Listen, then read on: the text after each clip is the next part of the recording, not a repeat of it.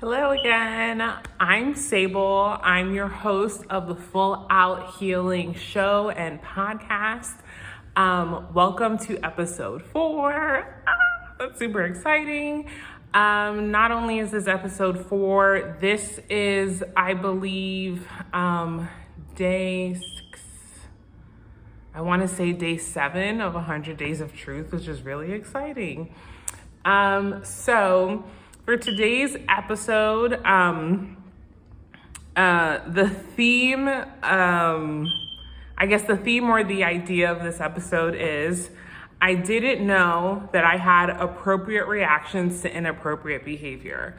Now, as I've done with all episodes, I'll talk about how I relate to this, how I used to relate to this idea in the past, how I'm relating to it now, and like what are my hopes and desires for the future, okay? And also, before I dive in, you might catch a bop or two in the background. My neighbors are having a good old time, and as they should. It's summer, and the weather's nice, and they're alive, so why not enjoy it? Okay, so if you catch that, enjoy it as well. I'm inviting you to enjoy it as well, okay? All right, so I didn't know that I had appropriate reactions to inappropriate behavior. So in the past, my ex-wife would do violent things, or would do things that would scare me, those types of, and in the past, the way I used to think, based off of her initial reactions to my reaction, that I was crazy. She was really bothered by the way that I reacted to her violence, and bothered by the way that I reacted to things that felt scary to me. Like she was bothered that I was scared, basically. And I remember thinking, oh my gosh, I'm crazy. I eventually started to think that my reactions caused harm because she would express as much, and kind of insinuated that the way that I react to her choices, her actions, kind of perpetuate or are creating this narrative of her that isn't true and was triggering for her and therefore harmful. Not only that, I thought, like, through the way she responded to my response, I used to think, oh my gosh, I'm just like the other bad people in her life who didn't love her, who didn't accept her, who denied her of something that caused her to be this way. And so when she was doing inappropriate things, those are the things that I told myself about my reactions. I remember feeling really confused. I felt really lost. And I felt lost because I just didn't know, what am I supposed to think? What am I supposed to feel? I felt like I just kept feeling like I was getting everything wrong. I just had this constant sense of wrongness. And I also remember feeling scared to feel scared, and feeling scared to express my fear. And I remember just really wanting to push actively, if I caught myself experiencing or feeling fear, really, at the time, my focus was on suppressing it so that I didn't cause her harm, suppressing that and disconnecting from that feeling so that it didn't make the situation worse. The narrative that was alive and true for me at the time was, oh, it's my way of being that is causing her unpredictable, volatile outbursts, right? Like if I just knew how to respond appropriately, then things wouldn't get so bad. Like I didn't have that as like a thought, like that sentence didn't form in my mind, and yet there was kind of this understanding. It was an understanding I came to have. I definitely felt like if I responded better, then it wouldn't have escalated. And I felt like, that's what I'm supposed to do as a partner. That's how I'm supposed to show up and support her in her healing and her journey. Because another narrative I had at the time, or a narrative that existed within the relationship, is like, she's doing the work and I'm making it harder. My reactions are not holding space for the wholeness and the trueness of who she is, and that's how I make it harder. I also, now going into some of the beliefs I had in the time, like at the time I had a core belief that I know existed before the relationship, and just like intensified on 10 in this space is this, and I recognized where this belief came from, like, doing my inner child work and all that stuff. But I believed at the time that I was callous and cold at my core. That if I wasn't so cold, if I wasn't so callous, then she would have like a soft, warm place to land, and that would change so much. And because of that, I also believed if I could just figure out a way to not be that, to not be cold, to not be callous, then she could heal. Like I believed that. And I also believed that I just didn't know how to feel, how to think, what to say. I remember, just like having arguments and like trying to talk things out, and she would ask me like, how do I feel? And I would say, I don't know how I feel. I now know so much about that, and that was the cause of tension, that I didn't know how I felt and that I couldn't tell her how I felt, and I was, denying her access to my feelings, and I wasn't showing up vulnerably, and therefore I was making this a hostile place to be for her. Today, I relate to this so much more differently. Today, when I think about this, I understand that like my reactions were appropriate. Like she did scary things, and that made me feel scared. She said and did things that threatened and compromised like my physical and emotional well-being, and that made me feel scared. And that's an appropriate reaction. I now know and understand that like fear isn't bad. It's a messenger. It's telling you something's up, I didn't relate to my feelings like that at the time, but I understand that now, that like, all of my reactions, all of my feelings, they were appropriate because of what was happening around me and what I was experiencing.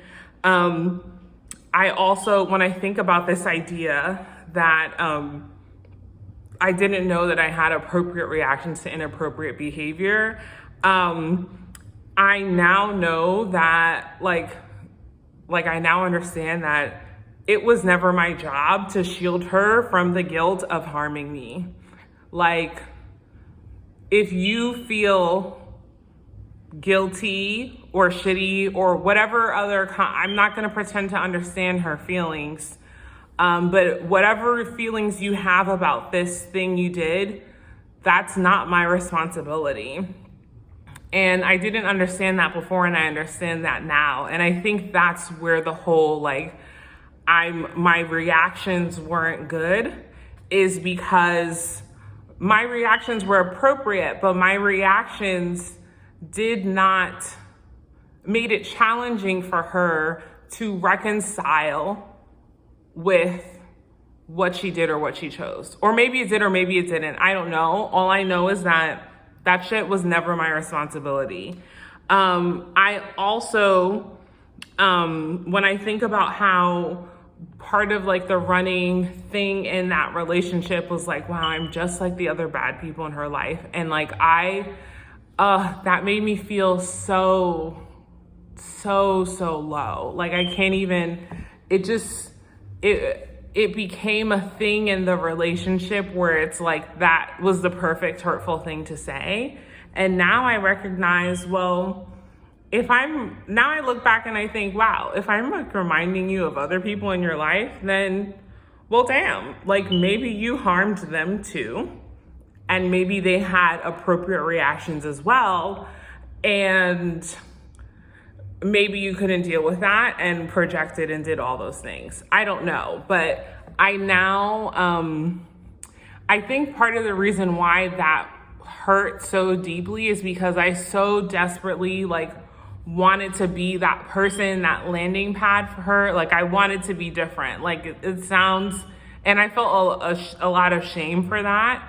But I think that's why it hurt. And I think she understood that, which is why she would say it, right? Because whenever my confidence was low or my esteem was low, like you need confidence to set I needed confidence to have the courage to set boundaries.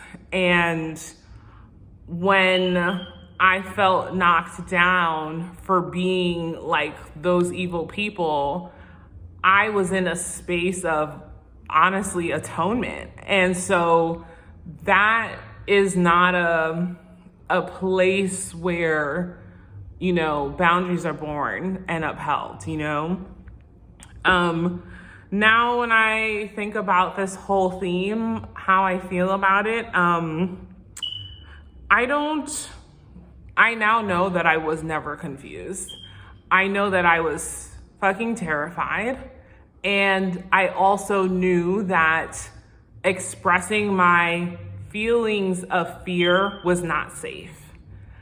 And so I found a place for it in order to make it through that situation. And I think that's so important to note because so many people have opinions on survivors and how they should be thinking or feeling and all these other things. And what I don't think that some people understand is that, just based on the context of the relationship and whatever like the type of harm looks like, being able to express or access certain emotions was not safe. And for me, like looking scared was not safe. Like I remember one of like the first few times that my ex had like thrown things around and like I was in shock and I was in fear. And I remember feeling like sinking into myself. And I must have had like a blank, terrified look on my face because she called that out and then kind of went into like a deeper thing. And it triggered more violence. And the reaction I had at the time was like the sense where I could reach for control and reach for safety is like, oh my gosh, like expressing this is not good. This makes things worse. I have to find a way to be safe. And like, that's how I look back and like understand that, which brings me to like when I look back and try to understand how I was feeling, like I not only felt terrified, I felt desperate to hide my fear. Like I so desperately wanted to hide it because that felt like the most proximate thing to safety. Even though, again, this wouldn't have been like a sentence in my mind, I remember feeling desperate to hide my fear. I also think about it, and as I was processing this and recognizing this, I also felt a lot of shame for disconnecting from my fear, right? Because it's part of has a lot to do with like how we talk about abusive relationships in society, and like, oh, if that happened to me, I would X, Y, and Z, that, and this, that, and the other. Like, I wouldn't let that happen to me. And I think a lot of the language we use as a society around that, like, even like, I wouldn't let that, right? That's positioning one person is not allowing and the other person is allowing. And it's also not taking into account that in reality, no one knows what their nervous system is going to choose as a response, right, to a situation. No one knows. Like, and not only that, like, we don't really have, like, if your nervous system chooses fight or flight or dorsal shutdown, like, we don't have like conscious control over it. Our nervous system that has been gathering all this information is doing what it understands to be like the safest thing for us to keep us alive, even if our conscious mind and our ego judges it. The nervous system, quite frankly, doesn't give a shit because its goal is to keep you alive. And in my case, it fucking worked. And so my judgment about what my nervous system had to do has nothing to do with what my nervous system had to do, if that makes sense. And also this last thought, I honestly feel relieved when I think about this because I think, damn it, I was right. Like, my gut was right. Like, this shit was scary. You know, it's a weird feeling to like associate with this, but I do feel relief because it's one of the challenging things about leaving and coming into terms with the entirety of the experience is it really devastated my trust in myself. And I really had to cut through all the judgment and the shame. And some of the questions that I had was really like what I just said about the language we use to describe about what we would or wouldn't do. Like, I was like, how did I allow this to happen? Why didn't I know better? Like, why wasn't I this? Why wasn't I that? And it was really powerful for me to realize and recognize, like, wow, my gut was right. Like, she was right. It's not that my gut has bad judgment or knowing or understanding. It's that I didn't trust her. And I didn't feel safe to listen to her, which is like a whole nother podcast, a whole nother process of healing and uncovering and unpacking. And I'm sure I'll get to that in one of these episodes. But yeah, I felt now when I just think relief to know that I was right. And it helps build my sense of safety moving forward in the future because I can still trust my gut. That's not broken. And that's something that felt scary, recognizing and coming to terms with the abuse is like, this life is gonna be really fucking hard if I can't even trust my gut. Like, what am I gonna do? You know, it felt like such an existential core problem, but then I realized actually my gut is good. I have to just like tune into her. The narratives that I carry about this now is that her violence was her choice and her responsibility, period. I also understand that I never had control over her choice. And this is really important to note because, really accepting and embracing that I never had control over her choices means that me responding better, that was a myth, like from start to finish. There was no type of way that I could have responded that would have changed her choices. Also, she was not doing the fucking work. Like, I could come up with like a laundry list of all the things, but like, she wasn't doing the work, and that's what made it harder. Not like my quote unquote cold response. Like, it's not cold and callous to feel fear when a scary thing happens, you know? And it's not cold and callous to, I was gonna say want to, but just like to have a nervous system response where you retreat and go inward in response to unsafety. And it's not cold and callous to lack the ability to soothe the person who harmed you for harming you, which that's a whole nother episode, which I'll definitely get into soon. But yeah, like these are all narratives like I hold and understand to be true today. I also know and believe that I am a kind, loving person. This is something I really doubted and questioned back then, even despite the fact that I had so much evidence from every other area in my life.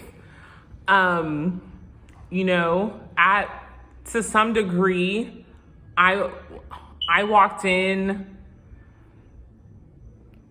Well, no, it's not even.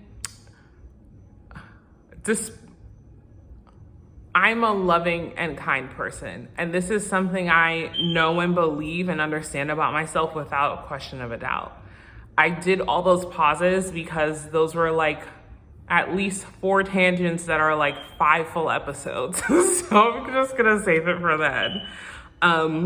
Another belief that I have is that not being a mind reader does not make me fucking evil.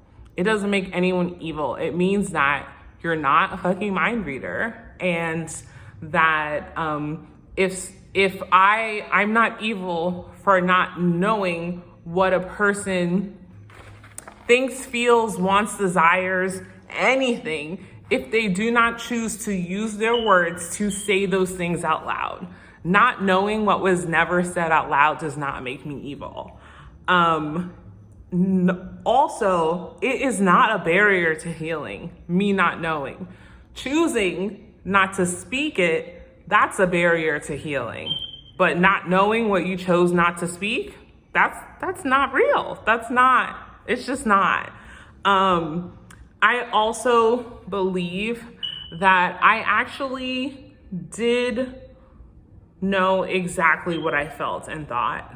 I didn't like it. I was scared of it.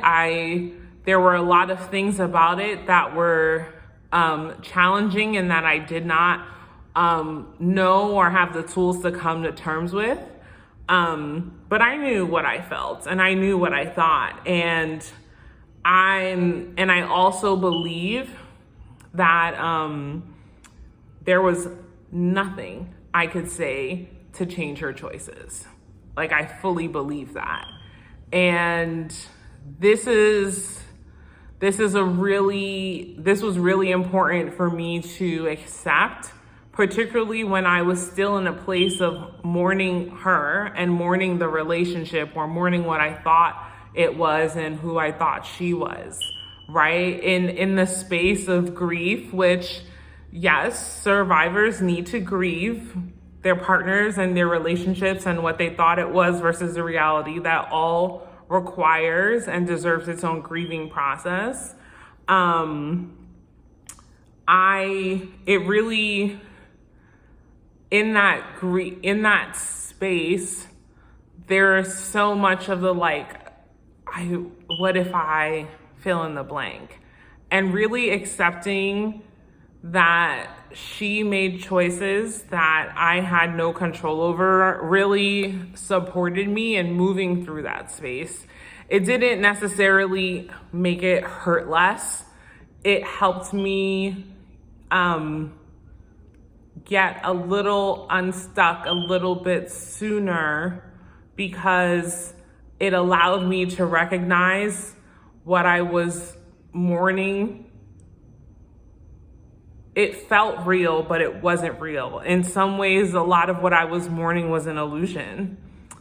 And that I had to mourn too. So yeah, I think it really accepting that there's nothing I could do to change her choices was really, I think it really helped free me in a lot of ways. For the future, I really hope for myself and for any other survivors that, I really hope that I continue to understand on a cellular level that there is nothing wrong with my gut. There's nothing wrong with my gut. There's nothing wrong with your gut. The only thing I have to do is to trust her. And that's it.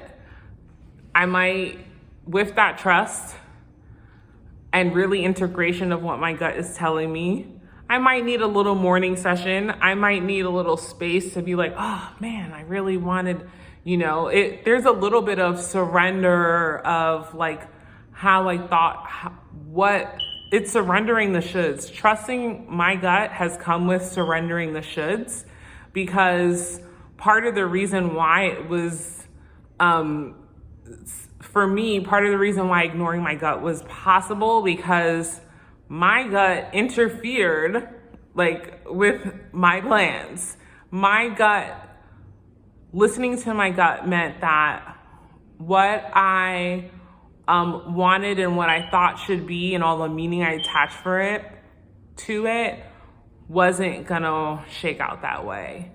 And yeah, it means other things too, but I think that was a really important part of it. And so there's that type of thing requires a gentleness, trying to rip yourself or trying to push someone towards that level of acceptance is going to do the exact opposite, which is another reason why it's so hard to leave abusive relationships.